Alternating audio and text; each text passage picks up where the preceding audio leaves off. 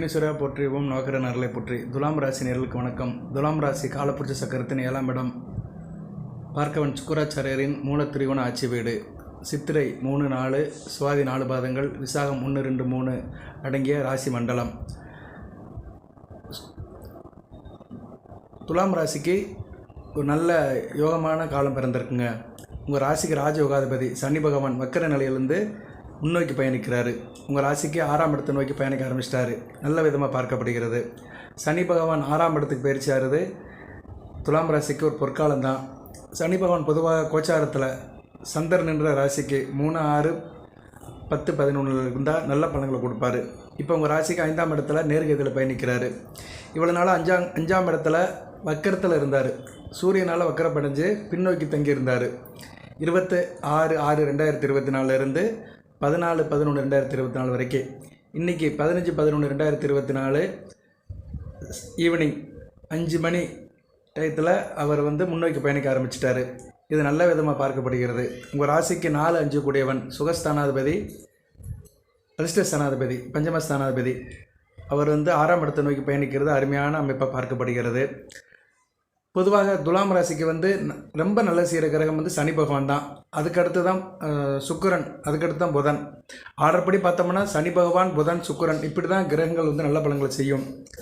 அப்படி பார்க்கும்போது உங்கள் ராசிக்கு முதன்மையானவன், முழுமையாக பலன் செய்கிறவன் சனி பகவான். அதாவது மொத்த பலனையும் முழுமையாக கொடுக்குறவர் அவர் தான்.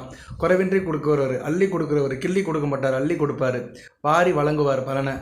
அந்த ராஜயோகாதிபதி 6ஆம் இடத்தை நோக்கி பயணிக்கிறது அருமையாக பார்க்கப்படுகிறது. 6ஆம் இடத்தில் இருக்க சனி பகவான் 15/11/2024 இருந்து 27/12/2024 வரைக்கும் சுப ஒர்க் எடுக்கிறாரு. சதயம் 4ஆம் பாதம் எடுக்கிறாரு. நல்ல விதமாக பார்க்கப்படுகிறது. சனி பகவானுக்கு சாரம் கொடுத்த ராகுவும் உத்திரட்டாதி 2ஆம் பாதம் எடுத்திருக்கிறாரு. நல்ல விசேஷமாக பார்க்கப்படுகிறது. சார பரிவர்த்தனை. ஸோ உங்கள் ராசிக்கு 6ஆம் இடத்துல இருக்கிற ராகுவும் 5ஆம் இடத்துல இருக்கிற சனி பகவானும் அருமையான பலன்களை உங்களுக்கு அடுத்தடுத்து கொடுக்க போகிறாங்க. ஜனன ஜாதகத்தில் சனி பகவான் நல்ல நிலைமையில் இருக்கிறவங்களுக்கு இப்போ பலன்கள் கூடுதலாக கிடைக்கும். ஜனன ஜாதகத்தில் துலாம் ராசியில் நீங்கள் ரிஷப லக்கணம், துலா லக்கணம், மகர லக்கணம், கும்ப லக்கணம், மிதுன லக்கணம், கன்னி லக்கணம், இந்த லக்கணத்தில் பிறந்திருந்தீங்கன்னா சனி பகவானுடைய அன்பளிப்பு அதிகமாக இருக்கும், கான்ட்ரிபியூஷன். அந்த லக்கணத்தை மறுபடியும் சொல்கிறேன். ரிஷபம், துலாம், மகரம், கும்பம், மிதுனம், கன்னி, இந்த 6 லக்கணத்தில் பிறந்தவங்களுக்கு சனி பகவான் நல்ல பலன்களை கொடுப்பாரு. கடகம், சிம்மத்தில் பிறந்தவங்களுக்கு அந்த அளவு பலன்களை சனி பகவான் கொடுக்கறது இல்லை. அதுபோக சனி பகவான் இயற்கை சுபர்கள் குரு, சுக்கிரன், தனித்த புதன் பார்வையில் இருந்தாலும் சரி நல்ல பலன்களை கொடுப்பாரு. பௌர்ணமி சந்திரன் சம்மந்தப்பட்டாலும் நல்ல பலன்களை கொடுப்பாரு. இப்போ ஏற்பட்ட சனி பகவான் நேர்கதையில் பயணிக்கிறாரு. நல்ல விதமாக பார்க்கப்படுகிறது. சரி சார், பலன்கள் என்ன சார் கொடுப்பாரு அப்படின்னா, உங்கள் ராசிக்கு 4, 5 கூடியவன் நல்ல நிலைமையில் இருக்கிறாரு. குடும்பத்தில் ஒரு சுகம் இருக்கும், குதூகலம் இருக்கும், கூட்டு குடும்பம் நல்லபடியாக பார்க்கப்படுகிறது. நீங்கள் செய்யும் எந்த வேலையிலும் ஒரு புத்திசாலித்தனம் இருக்கும். உங்கள் இலக்குகள், டார்கெட், நீங்கள் எதை நோக்கி போகிறீங்களோ அது உங்களுக்கு மிகவும் தெளிவாக தெரியும். சரியா? ஒரு கன்ஃபியூஷன் இருக்காது. ஒரு தெளிந்த மைண்டில் இருப்பீங்க. எந்த ஒரு காரியத்தையுமே நேர்த்தியாக, சீராக, நேராக கரெக்டாக முடிப்பீங்க. பெர்ஃபெக்ஷன் கரெக்டாக இருக்கும். அதுபோக சனி பகவான் உங்களுக்கு ஒரு அமைப்பை கொடுப்பார். தீர்க்க முடியாத பிரச்சனைகளை சீக்கிரமாக தீர்த்துருவீங்க. அதாவது எப்படின்னா, சில நேரங்களில் சில பிரச்சனைகளை நம்மளால் புரிஞ்சுக்கவே முடியாது. புரிஞ்சுக்கிட்டால் தானே தீர்க்க முடியும். ஆனால் இந்த காலத்தில் புரிதலை நல்லா வளர்ப்பார். பிரச்சனையை தீர்க்கிறதுக்கு ஒரு தைரியத்தை கொடுப்பாரு. குறிப்பாக துலாம் ராசி ஒரு வியாபாரம் நோக்கமுள்ள ராசி. வியாபாரிகள் நிறைய இருப்பாங்க. வியாபாரிகள் இருக்கிறாங்களோ இல்லையோ, நீங்கள் ஒரு வியாபாரத்தன்மையில் இருப்பீங்க. எதுலேயுமே ஒரு அக்கறையாக இருப்பீங்க. மணி மைண்டடாக இருப்பீங்க. அது என்ன சொல்லுவாங்க, அதுக்கு ஃபினான்சியல் மைண்ட் அப்படிம்பாங்க. பணத்தை பற்றி புரிதல் அதிகமான உள்ளவர்கள் துலாம் ராசினியர்கள். பணத்தில் கெட்டியாக இருப்பீங்க. கொடுக்கல் வாங்கலில் ரொம்ப சாதுரியமாக இருப்பீங்க. 10 பைசா வாங்க முடியாது. அப்படியே 10 பைசா கொடுத்தாலுமே அதில் ரொம்ப கணக்கு வழக்கு பார்க்குறதுல கெட்டிக்காரனாக இருப்பீங்க. அப்பேற்பட்ட உங்களுக்கு வியாபாரம் சிறப்பாக இந்த காலகட்டத்தில் இருக்கும். வியாபாரத்தில் நல்ல பங்குகள் நல்ல தொகைக்கு போகும். சரியா? வியாபாரத்தில் நீங்கள் எதனாச்சும் ஷேரிங் பண்ணிங்கன்னா அதில் லாபம் மிகச்சிறப்பாக இருக்கும். அதுபோக இந்த காலகட்டத்தில் உறவுகள் அன்புடன் இருக்கும். உறவுனா என்ன, எல்லா உறவும் எடுத்துக்கலாம். வாழ்க்கை துணைவு தான் மெயின். ஒரு மனிதனுக்கு கணவன் மனைவி உறவு தான் முக்கியமான உறவு. அந்த உறவு மிகச்சிறப்பாக இருக்கும். அதுபோக உங்களுடைய ஆரோக்கியம் நல்லா இருக்கும். சரியா? தேக ஆரோக்கியம் நல்லா இருக்கும். பழைய நாள்பட்ட வியாதிகள்லாம் ஓரளவு சரியாயிடும். அதுக்கு மருந்து மாத்திரை எடுத்துகிட்டு இருந்தவங்களாம் ஓரளவு அதை குறைச்சிக்கலாம். நல்ல விதமாக பார்க்கப்படுகிறது. ஆனால் ஜனன ஜாதகத்தில் சனி பகவான் கெட்டு போகாமல் இருக்கணும். அதுதான் ரொம்ப முக்கியம். ஜனன ஜாதகத்தில் சனி பகவான் ராகு கூடயோ, செவ்வாய் கூடயோ, அமாவாசை சந்திரன் கூடயோ சேர்ந்திருக்கக்கூடாது. சூரியன் கூடயும் சேர்ந்திருக்கக்கூடாது. அதுபோக வந்து அவர் வந்து புத்தியில் சம்மந்தப்படக்கூடாது. இப்போ புத்தி நடக்குன்னு வச்சுக்கோங்க உங்களுக்கு. இப்போ நீங்கள் சுவாதி நட்சத்திரத்தில் பிறந்திருக்கிறீங்க, உங்களுக்கு வந்து ராக திசை நடக்கும், அடுத்து குரு திசை நடக்கும், இப்போ சனி திசை நடக்கும். சனி திசை நடக்கிறவங்களுக்கு வந்து சனி பகவான் வந்து நல்ல இடத்துல இருக்கணும். லக்கண ரீதியாக நான் ஏற்கனவே ஒரு 6 லக்கணம் சொன்னேன் பார்த்தீங்களா, அந்த லக்கண ரீதியாக 3, 6, 9, 10, 11 இந்த இடத்துல இருந்தாலும் நல்ல பலன்களை கொடுப்பாரு. நான் சொன்ன மாதிரி சுபகரங்க தொடர்பு இருந்தாலும் நல்ல பலன்களை கொடுப்பாரு. கெட்டு போயிருந்தாருன்னா அந்த அளவுக்கு பலன்களை கொடுக்க மாட்டார். இருந்த போதிலும் துலாம் ராசிக்கு வந்து சனி பகவான் வந்து பெரும்பாலும் கெடு பலன்களை அதிகமாக கொடுக்கறதில்ல. மற்ற ராசி கொடுக்கறத காட்டிலும் கம்மியாக தான் கொடுப்பாரு. ஓரளவு அவர் கொடுக்குற கெடு பலனை தாங்குகிற சக்தியை உங்களுக்கு கொடுத்துருவார். ரொம்ப வாட்டி வதைக்க மாட்டார் துலாம் ராசியை, சரியா? அதனால் நீங்கள் வந்து பொதுவாகவே சனி பகவான் உங்கள் ஜாதகத்தில் உங்கள் ராசிக்கு, நீங்கள் பிறந்த ராசிக்கு துலாம் ராசிக்கு 2, 4, 7, 8, 12 இல்லாமல் இருந்தாலும் நல்ல பலன் கொடுப்பாரு. 2ஆம் இடத்துல இருந்தாலும் சரி, 12ஆம் இடத்துல இருந்தாலும் சரி, ராசியில் இருந்தாலும் சரி, அது வந்து 7ரை சனி. 4ஆம் இடம் சுகஸ்தானத்தில் இருக்கக்கூடாது. 7ஆம் இடம் கலஸ்தர ஸ்தானத்திலும், 8ஆம் இடம் மாங்கல்ய ஸ்தானத்திலும், 12ஆம் இடம் விரயஸ்தானம் 7ரை சனி தான். ஸோ 2, 4, 7, 8, 12 அவர் இல்லாமல் இருந்து எப்படி இருந்தாலும் நல்ல பலன்கள் கொடுப்பாரு. துலாம் ராசிக்கு பொதுவாக சொல்லலாம், ஒரு ஒத்த கருத்தில் சொல்லலாம். ஏன்னா துலாம் ராசியை வந்து அவர் பிடித்த வீடு, அவரோட உச்சமாகிற வீடு, சனி பகவானுடைய உச்சம் வீடு, அவருக்கு ரொம்ப ரொம்ப ரொம்ப பிடித்த வீடு உங்கள் ராசி தான். ஸோ அப்பேற்பட்டவர் வந்து உங்களுக்கு வந்து அந்த அளவு தொந்தரவு செய்ய மாட்டார். ஆரோக்கியம் நல்லா இருக்கும். மனதுக்குள்ள ஒரு ரகசியம் இருக்கும், சரியா? ஒரு ரகசியம் இருக்கும். அந்த ரகசியம் வந்து உங்களை காப்பாற்றும். நல்ல விதமாக தான் பார்க்கப்படுகிறது. கூடுதலாக 6ஆம் இடத்துல இருக்க சனி பகவான் வந்து 6ஆம் இடத்தை நோக்கி போகிற சனி பகவான் 6ஆம் இடத்துக்கு போகலை. வருகிற மார்ச் 2029 தான் போகிறாரு. மார்ச் 29, 2025, சரியா? 29/3/2025 உங்கள் ராசிக்கு 6ஆம் இடத்துல போய் அளப்பரிய பலன்களை கொடுக்குறாரு. இப்போ அதுக்கு வேண்டிய முகாந்தரத்தை ஆரம்பிச்சிருவார். யானை வரும் பின்னே மணி ஓசை வரும் முன்னேன்னு சொன்ன மாதிரி அவர் பயிற்சி ஆகிறதுக்கு இப்போயே தயாராகிட்டார். நேர்கதியில் பயணிக்க ஆரம்பிச்சிட்டாரு. இதனால் பார்த்தோம்னா கையில் காசு பணம் நல்லாயிருக்கும், நிறைய சம்பாத்தியம் பண்ணுவீங்க, திடீர் அதிர்ஷ்டம் வரும், எந்த பிரச்சனையும் வராது, சரியா? எந்த பிரச்சனையும் வராது. இந்த பிரச்சனை வராமல் பார்த்துக்கோங்க. அப்படியே பிரச்சனை வந்தாலும் அந்த பிரச்சனையை ஈஸியாக தீர்த்துருவீங்க. அரசு தொடர்புடைய யோகம் இருக்கும். அரசாங்க வேலைக்கு தேடிட்டு இருக்கவங்களுக்கு இந்த காலகட்டம் நல்லாயிருக்கும். அரசு வேலையில் இருக்கிறவங்க மிகச்சிறப்பாக பார்க்கப்படுகிறது. 6ஆம் இடத்தை நோக்கி போகிறாரு. அதனால் வந்து உழைக்கும் வர்க்கம், உழைக்கிறவர்கள் நல்லாயிருக்கும். 6ஆம் இடம் வந்து ஒரு உழைப்பை குறிக்கிற இடம், வேலை சம்மந்தப்பட்ட இடம். சனி பகவானும் ஒரு உழைக்கிற வர்க்கத்துக்குரிய கிரகம் தான். அதனால் துலாம் ராசியில் அன்றாட வேலை பார்க்குறவங்க, உழைத்து வேலை பார்க்குறவங்க, மில்லுக்கு வேலைக்கு போகிறவங்க, இரும்பு சம்மந்தப்பட்ட வேலை பார்க்குறவங்க, கூலி வேலை பார்க்குறவங்க, விவசாய வேலை பார்க்குறவங்க, ஆட்டோ டிரைவர், மெக்கானிக், இப்படி இரும்பு சம்மந்தப்பட்ட வேலையில் இருக்கிறவங்க, oil and gas, engineering work பார்க்குறவங்க, ஆட்டோமொபைல் இன்ஜினியர்ஸில் இருக்கிறவங்க, இப்படி நிறைய சொல்லிட்டு போகலாம், சரியா? இரும்பு, ஆயில், கிரீஸ் இது சம்மந்தப்பட்ட வேலையில் இருக்கிறவங்க, அதாவது என்னென்னா அவங்க வேலையில் இதெல்லாம் டெய்லி பார்க்குற மாதிரி இருக்கும். அதுபோக விவசாயம், மண் சம்மந்தப்பட்ட வேலையில் இருக்கிறவங்களுக்கும் நல்லாயிருக்கும். தினமும் நான் மண் பார்க்குறேன் சார் அப்படின்னா என்ன அர்த்தம்? கட்டிடத்தில் வேலை பார்க்கணும், இல்லைன்னா விவசாய வேலை பார்க்கணும். விவசாயம்னாலே என்ன பூமியில் வேலை பார்க்குறது தானே. ஸோ இது மாதிரி வேலை பார்க்குறவங்களுக்குலாம் மிகச்சிறப்பாக இருக்கும். தேக ஆரோக்கியத்தை பார்த்துக்கோங்க. சில பேருக்கு வாயு தொல்லை, வயிற்றுப்போக்கெல்லாம் வரதுக்கு வாய்ப்பு இருக்குது. வயிற்றுக்கோளாறுகள், வாயு பிரச்சனைகள் வர்றதுனால அது சம்மந்தப்பட்ட சாப்பாடை தவிர்த்துருங்க. சண்டை சச்சரவில் ஈடுபடாதீங்க. சண்டை சச்சரவுகள் அடிக்கடி வரும். அக்கம் பக்கத்தில் இருக்கிறவங்கள அனுசரித்து போனீங்கன்னா இந்த பிரச்சனையும் இருக்காது. தாய்மாமன் வழியில் அந்த அளவு யோகம் இருக்காது. தாய்மாமனை பற்றி ரொம்ப எதிர்பார்க்காதீங்க. அம்மா கூட பிறந்த அண்ணன் தம்பியால் இந்த பிரச்சனையும் எந்த உதவியும் இருக்காது. அவங்க விஷயத்தில் கொஞ்சம் விட்டு கொடுத்து போங்க. வழக்கு விவகாரங்களில் வெற்றி இருக்கும். வேலையாட்களால் ஒரு முன்னேற்றம் இருக்கும். வேலையாட்களால் வந்து நல்லபடியாக வச்சுக்கோங்க. நல்ல வசதியும் இருக்கும், நல்ல செலவும் இருக்கும். பண வரவும் இருக்கும், செலவும் இருக்கும். ஏன்னா 12ஆம் இடத்தை பார்ப்பார் அவர்.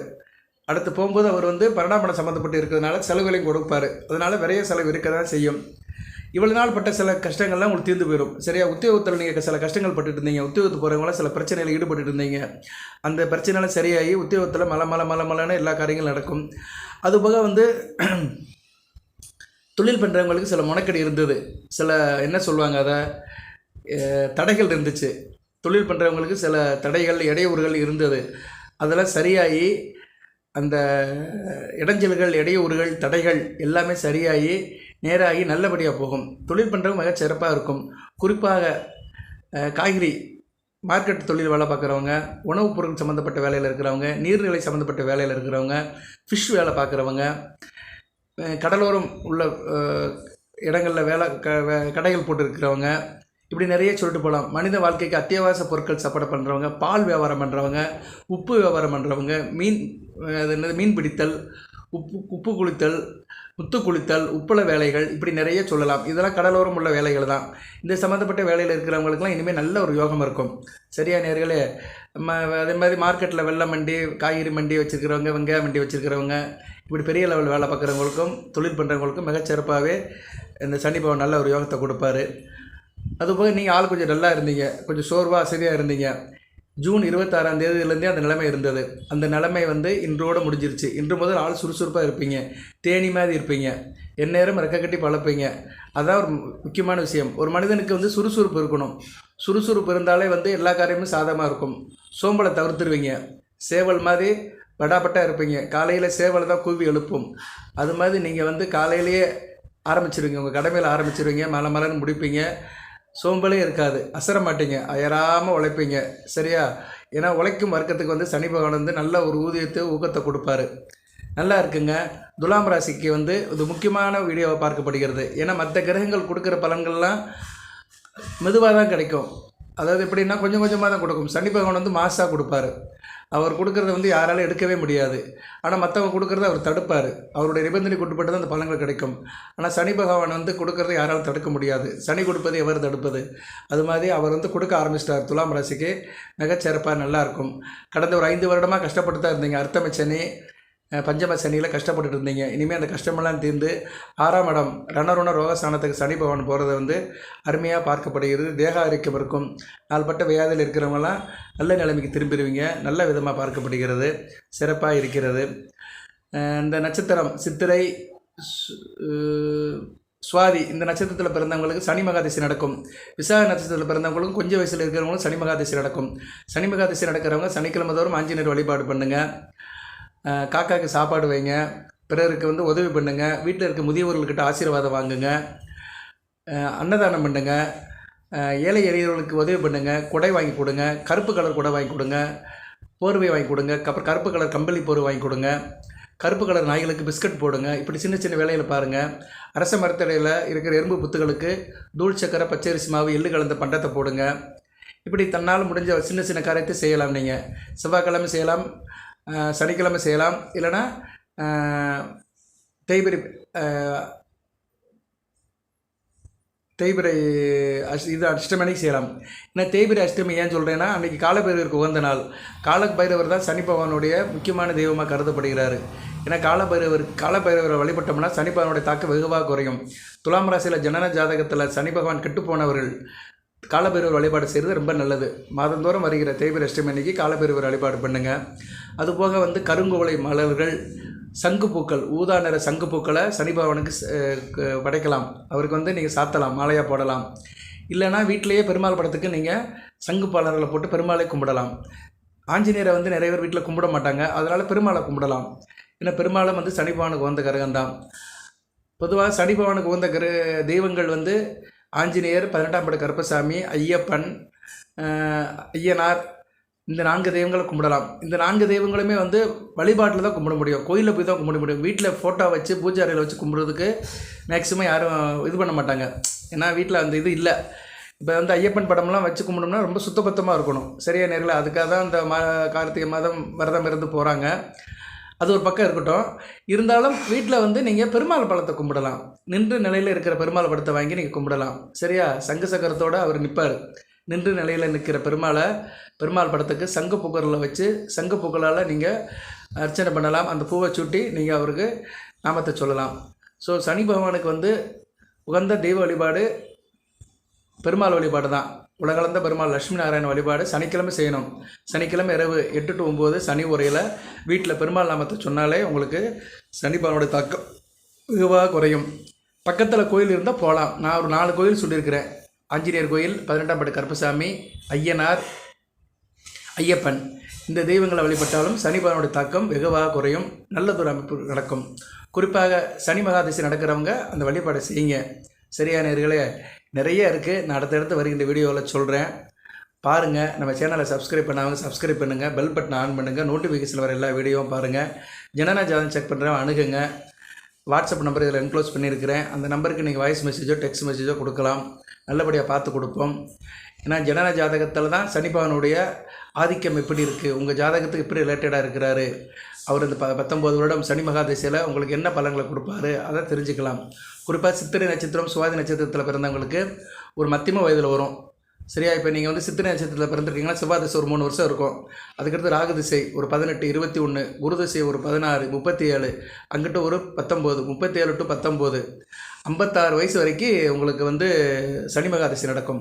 இப்போ நீங்கள் 40 வயசில் இருக்கிறீங்க, சித்திரை நட்சத்திரத்தில் பிறந்தவங்களோ சுவாதி நட்சத்திரத்தில் பிறந்தவங்களோ 40 வயசில் இருந்தீங்கன்னா கண்டிப்பாக சனி மகாதசையில் இருப்பீங்க. வாழ்க்கையில் முக்கியமான தருணம். ஆணுக்கோ பெண்ணுக்கோ 40 வயசுங்கிறது அடுத்த லெவலுக்கு போகிற வேண்டிய வயசு. ஸோ அந்த காலகட்டத்தில் சனி மகாதசையில் எப்படி இருக்கணும், சனி பகவான் நம்ம ஜாதகத்தில் எப்படி இருக்கிறாரு, நம்ம ராசிக்கு வந்து 6ஆம் இடத்துக்கு போக போகிறாரு, இந்த தொடர்பால் நமக்கு வந்து சாதகமாக இருக்குமா இல்லைனா பாதகமாக இருக்குமா இல்லைனா ஒன்றுமே நடக்காதா, இதெல்லாம் நீங்கள் தெரிஞ்சுக்கணும்னா எங்களை அணுகுங்க. ஜனன ஜாதகத்தை தனிப்பட்ட முறையில் பார்த்தோம்னா சொல்லிடலாம். சரியா? அட் ப்ரெசென்ட் தசாபதி எப்படி போகுது, அதுக்குண்டான வழிபாடு பரிகாரத்தை சொன்னோம்னா அதை செஞ்சிட்டிங்கன்னா உங்களுக்கு வந்து சிறப்பாக பார்க்கப்படும். ஓகே நேயர்களே, இதெல்லாம் வந்து தனிப்பட்ட ஜாதகத்தை பார்த்து சொல்கிறது. இருந்த போதிலும் இப்போ சொல்கிறது ராசிக்கு தான். ராசினா என்ன? உங்கள் மனம் உடலுக்கு தான். ராசிக்கு பலன் சொல்கிறது என்னென்னா தனிப்பட்ட மனிதனுக்கு சொல்ல முடியாது. நீங்கள் வந்து வெகுஜன தொடர்பில் மக்கள்கிட்ட பழகிறது, உத்தியோகத்தில் பழகிறது, தொழில் பண்ணுற இடத்துல பழகிறது, வியாபாரம் பண்ணுற இடத்துல பழகிறது, மற்ற ராசிக்காரங்களுக்கும் உங்களுக்கும் எப்படி ஒத்து போகுது, இதை வச்சு சொல்கிறது தான் கோச்சார பலன்கள். ஸோ கோச்சார பலன்கள் வந்து தனிப்பட்ட மனிதனுக்கு வீட்டில் உள்ள அமைப்புகளில் வெளிவட்டார தொடர்புக்கு தான் ராசி. இப்போ நம்ம ஒரு இடத்துக்கு போகிறோம், அந்த ஓனர் ஒருத்தர்கிட்ட வேலை பார்க்குறோம், ஒரு தனியார் துறையில் ஒரு ஓனர்கிட்ட வேலை பார்க்குறோம், அவர் நல்ல ராசியாக இருந்தாருன்னா உங்களுக்கு சக்குன்னு மேட்ச் ஆயிரும். இப்போ நீங்கள் ஒரு இடத்துக்கு போகிறீங்க, அந்த ஓனர் வந்து மகர ராசியாக இருக்கார் வச்சுக்கோங்களேன், உங்களுக்கு டக்குன்னு பிடிச்சிரும். மகர ராசிக்கும் துலாம் ராசிக்கும் அப்படியே இரும்பு காந்தம் பிடிச்ச மாதிரி பிடிச்சிக்கிறோம். நல்லா இருப்பார், உங்கள் மேலே நல்ல ஒரு பற்றுதல் பாசத்தோடு இருப்பார். நீங்கள் சில தவறுகள் செஞ்சாலுமே தட்டி கொடுத்துட்டு போயிடுவார். அதே அவர் வந்து மேச ராசி இல்லைன்னா வேறு ராசியாக இருக்கிறாரு, கடகராசியாக இருக்கிறாரு, சிம்ம ராசியாக இருக்கிறாரு, மேச ராசியாக இருக்கிறாரு, விருச்சிக ராசியாக இருந்தாருன்னா கொஞ்சம் சல்லுப்பல்னு விழுவார். உங்கள்கிட்ட அந்தளவுக்கு புரிதல் இருக்காது. தனுசு ராசியாக இருந்தாலும் சுத்தம், மீன ராசியாக இருந்தாலும் சண்டை போடுவார். தனுசு ராசி மீன ராசி வந்து துலாம் ராசிக்கு ஒத்து போகாத ராசி. இந்த ராசியில் இருக்கிறவங்க வந்து உங்களுக்கு மேலதிகாரம் இருந்தாங்கன்னா உங்கள்கிட்ட அந்தளவு ஒத்து போக மாட்டாங்க. சரியா? இதைத்தான் வந்து கோச்சாரத்தில் பார்க்கணும். நம்ம எல்லாருக்கிட்டே போய் உங்கள் ராசி என்னன்னு கேட்க முடியாது. ஆனால் சில நேரங்களில் இந்த கெமிஸ்ட்ரி ஒர்க் அவுட் ஆகும். ஸோ கோச்சார பலன்கள், ராசிக்கு சொல்கிற பலன்கள் எல்லாமே கெமிஸ்ட்ரி தான். நம்ம மற்றவங்கிட்ட எப்படி உடம்புட்டு போகிறோம், இண்டிகேஷன் மற்றவங்கிட்ட நமக்கு எப்படி இருக்குது, அதை வந்து கோஆர்டினேட் பண்ணி சொல்கிறது தான் பலன்கள், ராசி பலன்கள். இதை வந்து அன்றாட பலன்களாக சொல்ல ஆரம்பிச்சிட்டாங்க. ஒவ்வொரு ஆதிபத்திய விஷயத்துக்குமே சந்திரன் என்ற ராசிக்கு அப்படி சொல்கிறோம். அதுவும் போய்கிட்டு இருக்குது. 100க்கு ஒரு 50 பலிக்கும், 50 பலிக்காது. ஏன்னா எல்லாமே கரெக்டாக சொல்லவும் முடியாது. ஏன்னா ஜனன ஜாதகம்னு ஒன்று இருக்குது. லக்கண ரீதியாக லக்கண சுபர்கள், லக்கண அசுபர்கள், லக்கண பாவர்கள், லக்கண யோகர்கள், லக்கண தசாபுத்தி நாதர்கள், அந்தரம் சூட்சமம் பிராணம், இதெல்லாம் சேர்த்து பார்த்தா தான் தனிப்பட்ட மனிதனுக்கு ஜாதகத்தில் அட் % எப்படி நடக்குன்னு சொல்ல முடியும். இதெல்லாம் வந்து ஜாதகத்தை பார்த்தா தான் சொல்ல முடியும். இந்த கோச்சார பலன்கள் என்னென்னா நம்ம பொது வெளியில் போகிற மாதிரி தான். வீட்டை விட்டு வெளியே வந்துட்டோம், மவுண்ட் ரோட்டில் சிக்னலில் நிற்கிறோம். சரியா? சிக்னலில் நிற்கிறோம். அந்த சிக்னலில் எப்படி போகுதோ அப்படித்தான் நம்ம போக முடியும். நமக்குன்னு ஒன்று பொதுவாக கிடையாது, எல்லாத்துக்கும் பொதுவாக ஒன்று இருக்குது. அதுபடி தான் நம்ம போக முடியும். சரியா? அண்ணா சாலையில் மவுண்ட் ரோட்டில் போகிற மாதிரி தான். கத்திப்பாறாலேருந்து சாந்தி தேட்டர் வரைக்கும் ரோடு எப்படி இருக்கோ அந்த சிக்னல்லாம் தாண்டி போகிறது தான் இந்த கோச்சார பலன்கள்லாம். ஏன்னா அப்படி தான் இருக்கும், ஒரு வழி கிடையாது. எங்கே நிற்குமோ, எங்கே கிளியரன்ஸ் இருக்குமோ, எங்கே ரெட் சிக்னல் விழுகுமோ, எங்கே கிரீன் சிக்னல் விழுகுமோ பார்த்து அந்த 15 சிக்னலையும் தாண்டி போகிறது தான் இந்த கோச்சார பலன்கள்.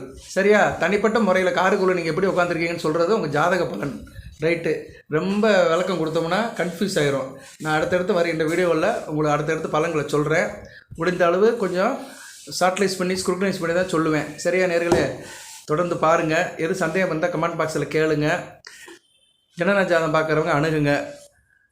ஓகே, வாழ்த்துக்கள். எல்லாம் இறைவன் துலாம் ராசி நேயர்களுக்கு சில சௌபாகியத்தையும் சில ஐஸ்வர்யத்தையும் சில நன்மைகளையும் கொடுப்பார். அனைத்து வளங்களையும் நலங்களையும் பற்றி தேக ஆரோக்கியத்துடன் தீர்க்காயலுடன் நீடோடி வாழ்க, நிறைந்த வளம் பெறுக. நன்றி நேயர்களே.